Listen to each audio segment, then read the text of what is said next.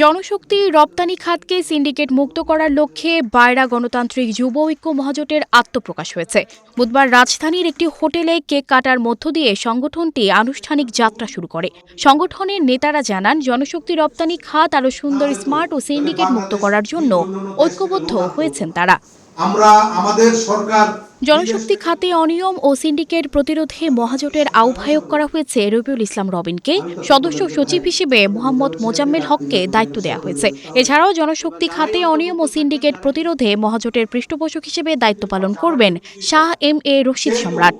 আমাদের দাবি থাকবে এই সেক্টরকে আমরা শিল্প হিসাবে ঘোষণা করার জন্য সরকারের কাছে আমরা ইনশাআল্লাহ আমরা যদি ইলেক্টেড হতে পারি, যেখানে আমাদের ব্যাংক লোন আমরা পাই না, আমরা যদি শিল্প হিসাবে ঘোষিত না হই, আমরা এইসব সুযোগ সুবিধা পাবো না। আজকে সমস্যা সমাধানের কথা বলেন আপনি, দুর্নীতি সমস্যা, মিষ্টি সমস্যা, এমবাসি সমস্যা আপনি কত বলবেন?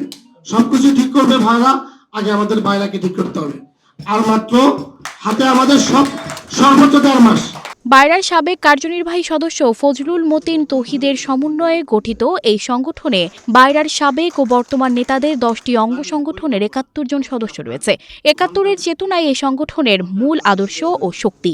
সে শক্তিকে ধারণ করে কাজ করে যাবে এই সংগঠন। সকল সাধারণ সদস্যদের নিয়ে বায়রা গণতান্ত্রিক যুব ঐক্য মহাজোটের নেতারা বলেন, আগামীতে আর কোনো দেশে জনশক্তি রপ্তানিতে যেন কোনো ধরনের সিন্ডিকেট কেউ তৈরি করতে না পারে, সে ব্যাপারে জোরালো ভূমিকা পালন করবে তারা।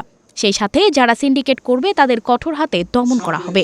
আমরা একটাই স্লোগানে থাকি, আমরা সিন্ডিকেট ও বেইমান মুক্ত বায়রা করতে চাই।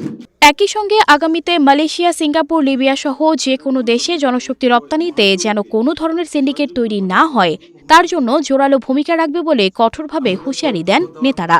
জনশক্তি রপ্তানি খাতে দুর্নীতি প্রতিরোধে ঐক্যমত পোষণ করেন মহাজোটের অন্যান্য সদস্যরাও। যারা লাইসেন্সের মালিক আছে, আমরা আমাদের ক্যাপাসিটি অনুযায়ী ব্যবসা করব। নেতারা আরও বলেন, শুধুমাত্র মালয়েশিয়ার শ্রমবাজারকে কেন্দ্র করে একটি সিন্ডিকেট চক্র 24,000 কোটি টাকা লুটপাট করেছে। মালয়েশিয়ার সিন্ডিকেট শেষ হওয়ার পর তারা অন্য দেশগুলোর প্রতি নজর দিয়েছে। সেই সব দেশগুলোর শ্রমবাজারেও সিন্ডিকেটের পায়তারা করছে বলে বিভিন্ন সূত্র থেকে খবর পেয়েছেন নেতারা। আমরা কিন্তু কোনো কিছুই ছাড় দেব না, যা কিছু হয়েছে সব কিছুর কড়াই গন্ডায় হিসাব নেব। আমরা মিডিয়ার কাছে যাব, প্রধানমন্ত্রীর দপ্তরে যাব, যতগুলো আইন প্রয়োগকারী সংস্থা আছে সবাই কাছে কাছে আমরা যাব, দুদকের কাছে যাব। এ সময় বক্তারা ছাগল কাণ্ডের প্রসঙ্গ টেনে বলেন, একজন মতিউরের খবরে সবার চোখ কপালে, অথচ অনেক মতিউর জনশক্তি রপ্তানি খাতে লুকিয়ে আছে, যাদের মুখোশ উন্মোচন এখন সময়ের অপেক্ষা মাত্র। কাদের জন্য এই চক্রটি এত বেপরোয়া তারও ইঙ্গিত দিয়েছেন বক্তারা। বলেন, এই চক্রের সাথে সংশ্লিষ্ট মন্ত্রণালয়ের কিছু অসাধু ব্যক্তি ও রাজনৈতিক নেতা জড়িত। এ কারণে অনেকেই তাদের অনিয়ম নিয়ে মুখ খুলতে সাহস পায় না। এখন সময় এসেছে মুখ খোলার, কারণ স্বয়ং প্রধানমন্ত্রী শেখ হাসিনা এসব দুর্নীতিবাজদের বিরুদ্ধে ব্যবস্থা নেওয়ার নির্দেশ দিয়েছেন। বক্তারা আরও বলেন, সিন্ডিকেট করা হয়েছে, কারা নেতৃত্ব দিয়েছে এটা অনেকটা ওপেন সিক্রেট, আর এতে বারবারই ব্যবহার করা হয়েছে বায়রাকে। সেই বায়রাকে কলুষিত মুক্ত করতে সোচ্চার থাকবে এই বায়রা গণতান্ত্রিক যুব ঐক্য মহাজোট।